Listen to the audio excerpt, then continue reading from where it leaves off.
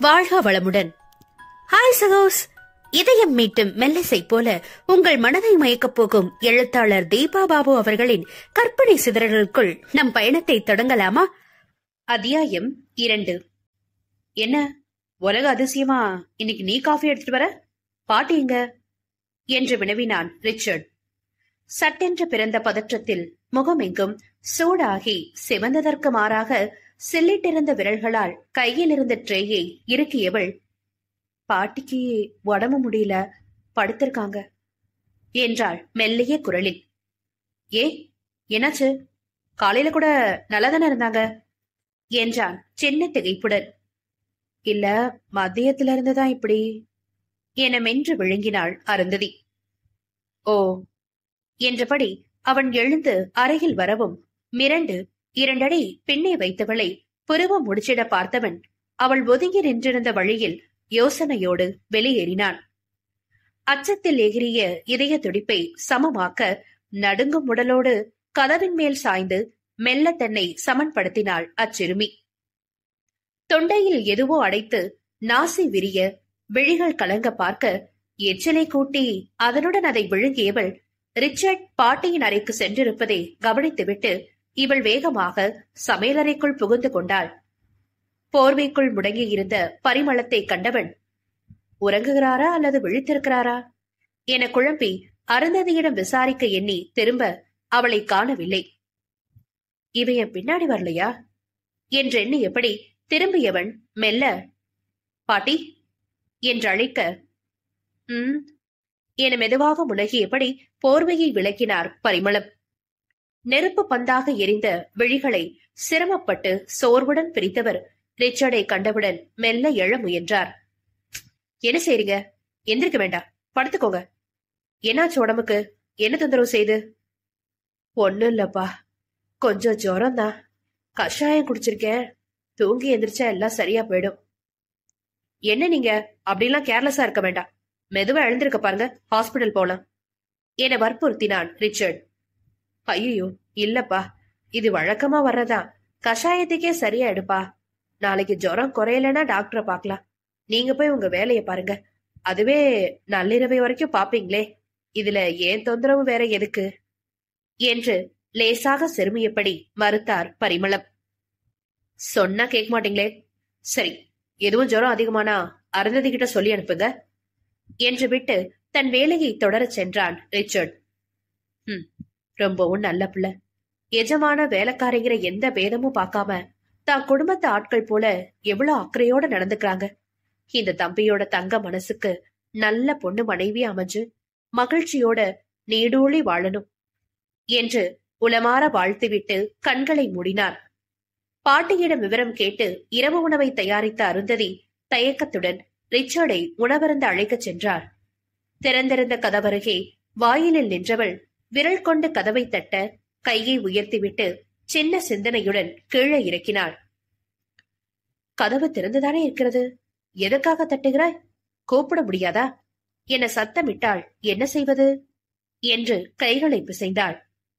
தொண்டைக்குழியில் குமிழியிட்ட sir என்கிற வார்த்தையை வெளித்தள்ள முயன்ற பொழுது அவள் விழிகளில் வேதனை தோன்றியது.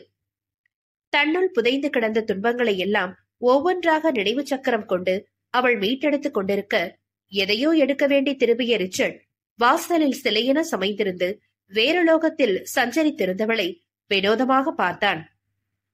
அருந்ததி திடுக்கிட்டு திரும்பியவள் என விழித்தாள். மெல்ல முறுவளித்தவன், என்ன நின்னுட்டே தூங்குறியா என கேலி செய்தான். இல்ல, அது உங்களை சாப்பிட கூப்பிடுறதுக்காக வந்த என்றவள் அவன் பதிலை கூட எதிர்பாராமல் தகவலை தெரிவித்து விட்டேன், என் கடமை முடிந்தது என்கிற ரீதியில் நில்லாமல் ஓடிப்போனாள். நின்று பதிலை பெறாமல் அதென்ன மரியாதையின்றி ஓடுவது என அவனையும் மீறி சட்டென்ற சுய கௌரவம் தலை தூக்கி பார்க்க நெற்றியை சுருக்கியவனுக்கு மெல்லமாக உதட்டில் புன்னகை எறும்பியது. பாவம், சின்ன பொண்ணுதானே, ஏதாவது சொல்ல போய் தான் வீட்டுல பணிபுரியிற வேலைக்கார பெண்ணுன்ற எண்ணம் எதுவும் மனசுல பதிஞ்சிட போறது வேண்டாம் என்று விட்டு விட்டான். கீழ் இறங்கி டைனிங்கிற்கு வந்தவன், என்ன சாப்பிட வர சொல்லிட்டு இவங்க ஆளையே காணலையே என்று எண்ணமிட்டபடி அமரும் பொழுதே வேகமாக பிளேட்டை கொண்டு வந்து அவன் முன் வைத்தவள் அதில் சப்பாத்திகளை பரிமாறினாள். அதை கண்ட ரிச்சர்டிற்கு மெல்லிய சங்கடம் தோன்றியது. ஒரு சிறு பெண் தனக்கு வேலை செய்ய தான் அமர்ந்து சாப்பிடுவதா என தடுமாறியவன், நீ சாப்பிட்டியா?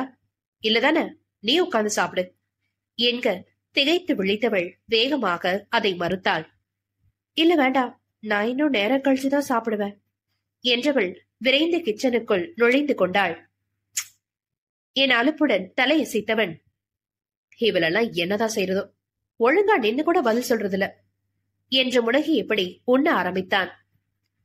எங்கிருந்துதான் பார்த்தாலும் அல்லது எப்படித்தான் அறிந்தாலும் அவனுடைய தட்டு காலியாகும் நேரம் சரியாக எதிரில் வந்து மீண்டும் ஒரு சப்பாத்தியை தட்டில் வைத்தாள்.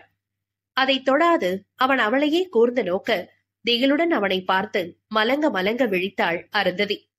சிறுமியின் கலவரம் கண்டு உள்ளம் வெதும்பியவன் அதன் பிறகு விழிகளை திருப்பிக் கொண்டு அமைதியாக தனது உணவை தொடர்ந்தான். லேசாக தன்னை ஆசுவாசப்படுத்திக் கொண்டவளும் வழக்கமாக சமையலறைக்குள் பதுங்கிக் கொண்டாள். தீவிர சிந்தனையில் ஆழ்ந்தவன் ஒரு முடிவோடு எழுந்து கை அளவிவிட்டு அவளிடம் பேசச் சென்றான். தளர்வாக சுவரில் சாய்ந்திருந்தபடி தான் அணிந்திருந்த சுடியின் ஷாலை விரல்களில் சுற்றி கொண்டு நேர்பார்வையாய் இலக்கின்றி வெறித்திருந்தவள் ரிச்சர்ட் லேசாக தொண்டையை செருமவும் படபடப்புடன் நேராக நிமிர்ந்து நின்றாள். பார்வை மிரட்சியுடன் கீழே இங்கும் அங்கும் அலைபாய அறியாமை சொட்டும் குழந்தை முகத்துடன் நின்றிருந்தவளை கண்டு இதயம் உருகிவிட பரிதாபம் தோன்றியது. ஆமா, இங்க ஒளிஞ்சுக்கிட்டு என்ன செய்யற நீ? ஹைரன் சீக் எதுவும் விளையாடுறியா என்று கிண்டலாக வினவினான். அவளோ அவனை நிமிர்ந்தும் பாராமல் தான் கேட்டுக்கொண்டு இருப்பதற்கு அறிகுறியாக இன்னும் சற்று தலையை உயர்த்தினாள். அவ்வளவே. அதில் லேசாக கடுப்படைந்தவன், அருந்ததி, உன் மனசுல என்ன நினைச்சிட்டு இருக்க நீ? நானும் போனா போது சின்ன பொண்ணாச்சேன்னு இந்த வயசுல இத்தனை துன்பத்தை சுமந்துட்டு இருக்காளேன்னு கொஞ்சம் விட்டு பிடிக்கலான்னு பொறுத்து போனா நீ ரொம்பவும் தான் என் பொறுமையை சோதிக்கிற. நீங்க வந்து எத்தனை மாசங்கள் ஆயிடுச்சு? இன்னும் என்கிட்ட என்ன உன் பயம்? எதுக்கு எடுத்தாலும் ஒளிஞ்சுக்கிறது, கேக்குறதுக்கு ஒழுங்கா பதில் சொல்லாம அரைகுறையா ஓடி வருது. இதெல்லாம் நல்ல பழக்கமா என்ன? புது இடம், கொஞ்சம் பழகட்டும்னு உன்னை அப்படியே விட்டது தப்பா போச்சு என்றவன் கடிந்து கொள்ளவும் தலை தரைக்குள் தான் புதைய போகிறதோ எனும் அளவுக்கு தன்னுள் பொங்கும் உணர்வுகளை மறைத்து கழுத்தொடைய குனிந்திருந்தாள் அருந்ததி.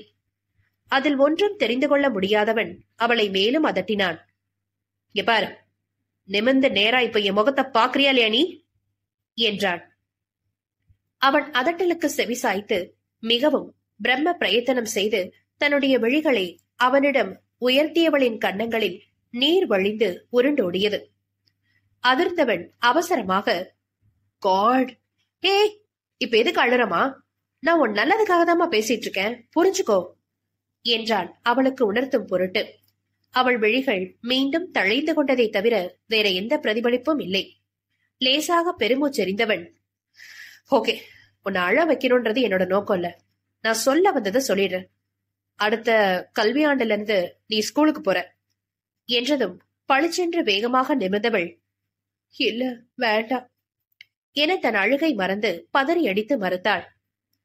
நான் உன்னுடைய அபிப்பிராயத்தை கேட்கல, என்னோட முடிவை சொன்னேன். உனக்கு என்ன வயசாயிடுச்சுன்னு படிக்கிற வயசுல படிக்காம வீட்டு வேலை பார்த்துட்டு இருக்க நீ? சரி, வந்த புதுசுல கட்டாயப்படுத்த வேணான்னு தான் விட்டு பிடிச்சேன். ஏற்கனவே இடையில வந்ததால இந்த ஒரு கல்வி ஆண்டு வீணாயிடுச்சு. உனக்கு படிப்பு சரியா வரலனாலும் பரவாயில்ல, ஆர்வமே இல்லைனாலும் சரி, நீ படிச்சுதான் ஆகணும். இல்ல, நான் ஸ்கூலுக்கு எல்லாம் போக மாட்டேன். எனக்கு படிக்கிறதுல கொஞ்சம் கூட ஆர்வமே இல்ல. நான் பாட்டியோட வீட்டிலே வேலை செஞ்சுட்டு இருந்துருவேன் என்று அதுவரை இல்லாத விதமாக வேகத்துடன் மொழிந்தாள் அருந்ததி. அதை வியப்புடன் கவனித்தாலும் தன் பிடியை விட்டு கொடுக்காது, அதெல்லாம் எனக்கு தெரியாது. நீ பள்ளிக்கு போற, அவ்வளவுதான், விஷயம் முடிஞ்சது. பாட்டியோட வீட்டுல இருக்கலாம். உன்னை யார் விட்டாங்க? குழந்தைங்க சட்டப்படி 16 வயசு வரை எந்த இடத்துலயும் அவங்கள வேலை செய்ய அனுமதி கூடாது, தெரியுமா? ஒரு கம்பெனியோட முதலாளி ஆகியன்னா அதை அனுமதிக்கிறேன்றத அப்படின்றத நீ நினைச்சியா? இன்னும் 2 மாசத்துல அடுத்த ஆண்டுக்கான அட்மிஷன் தொடங்கிடும். அதுல உன்னை சேர்த்து விடுறேன். ஆமா, உன்னோட பழைய ஸ்கூலோட டிசி எதுவும் வச்சிருக்கியா என்று ரிச்சர்ட் வினவ சட்டென்று அவள் முகத்தில் மெல்லிய வெளிச்சம் பரவியது. என்கிட்ட எதுவும் இல்ல, அதெல்லாம் நான் வாங்கவே இல்ல என்றாள் சிறுமி பெருமையாக. முகத்தில் இளநகை பரவ கேலியாக உதட்டை வளைத்தவன், நோ ப்ராப்ளம், அதை நான் பாத்துக்கிறேன். நான் சொன்ன உடனே எந்த கேள்வியும் கேட்காம உனக்கு கண்டிப்பா சீட் கொடுத்துருவாங்க. சோ டோன்ட் வரி என்று புன்னகைத்தான். மீண்டும் தவிக்க ஆரம்பித்தவள், இல்ல மாட்டேன், நான் போக மாட்டேன் என்று மறுத்து கண்ணீர் உகுக்க ஆரம்பித்தாள். சாரி, நீ என்ன காரணம் சொன்னாலும் சரி, படிக்கிற வயசுல நீ படிச்சுதான் ஆகணும்.